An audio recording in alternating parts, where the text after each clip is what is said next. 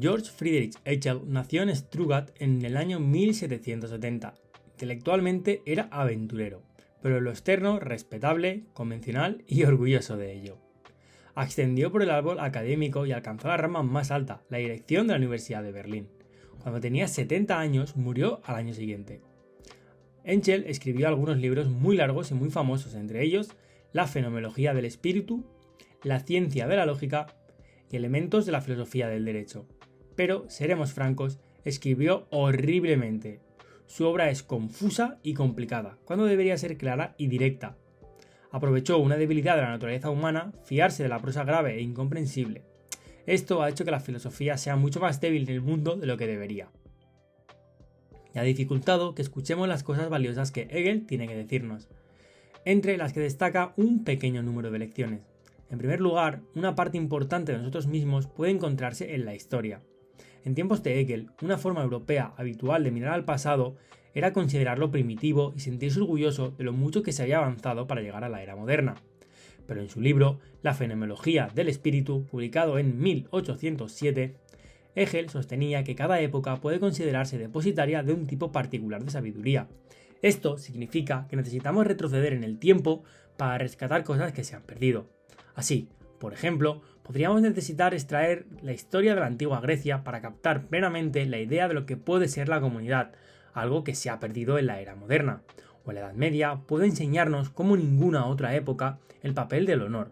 Aunque este periodo presentara actitudes espantosas hacia los niños o los derechos de la mujer, el progreso nunca es lineal, nos dice Hegel. Hay sabiduría en cada etapa, lo cual, dice Hegel, no señala la tarea del historiador. Ser historiador es ser alguien que debe rescatar del pasado aquellas ideas que son más necesarias, para compensar los puntos ciegos del presente. En segundo lugar, aprende de las ideas que no te gustan. Hegel era un gran partidario de aprender de los enemigos intelectuales, de los puntos de vista con los que no estamos de acuerdo o que nos resultan ajenos. Esto se debe a que sostenía que los trozos de verdad siempre están esparcidos incluso en lugares poco atractivos o peculiares, y debemos desenterrarlos preguntándonos siempre, ¿qué astilla de sentido y razón podría estar contenida en fenómenos que de otro modo serían espantosos o extraños? El nacionalismo, por ejemplo, ha tenido muchas manifestaciones terribles incluso en tiempos de Hegel, pero la jugada de Hegel consistió en preguntarse qué buena idea subyacente o necesidad importante podría esconderse dentro de la sangrienta historia del nacionalismo. Propuso que se trata de la necesidad de que las personas se sientan orgullosas de su lugar de origen, de identificarse con algo más allá de sus propios logros y de anclar sus identidades más allá del ego. Hegel es un héroe del pensamiento de que las ideas realmente importantes pueden estar en manos de personas a las que, a primera vista, se considera despreciables. En tercer lugar, el progreso es confuso. Hegel creía que el mundo progresa pero solo dando tumbos de un extremo a otro, ya que busca compensar en exceso un error anterior. Propuso que generalmente se necesitan 3 movimientos antes de encontrar el equilibrio adecuado en cualquier asunto. Un proceso que denominó dialéctica. A menudo pensaba en los complejos vericuetos que dieron lugar al Estado moderno. También podemos pensar en el lento camino hacia actitudes sensatas ante el sexo en nuestra propia época. Los victorianos imponen demasiada represión, pero los años 70 puede haber resultado demasiado liberales. Puede que hasta la década de 2020 no encontremos el justo equilibrio entre los extremos. Todo esto puede parecer la más espantosa pérdida de tiempo, pero Hegel insiste en que en el doloroso paso de una época a otra es inevitable, algo que debemos esperar y con lo que debemos reconciliarnos cuando planificamos nuestras vidas o contemplamos los libros de historia.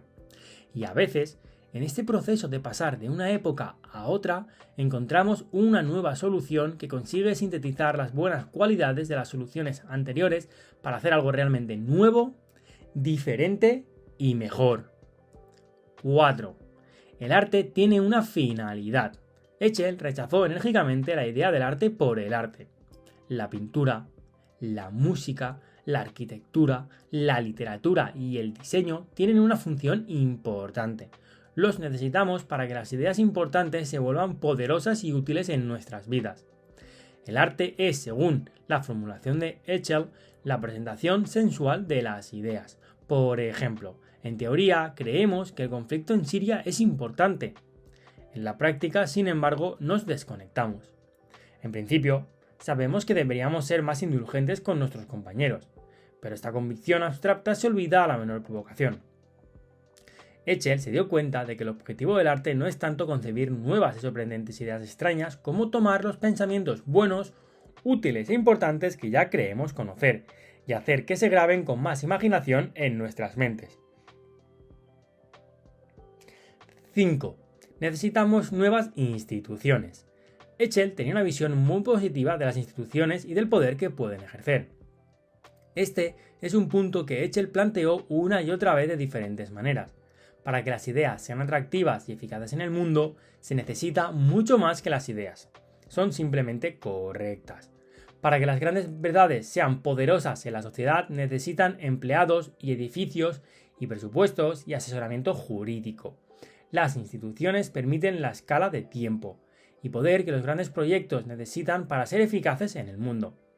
Así pues, a medida que se reconocen las nuevas necesidades de una sociedad, lo ideal sería que diera lugar no solo a nuevos libros, sino a la formación de nuevas instituciones.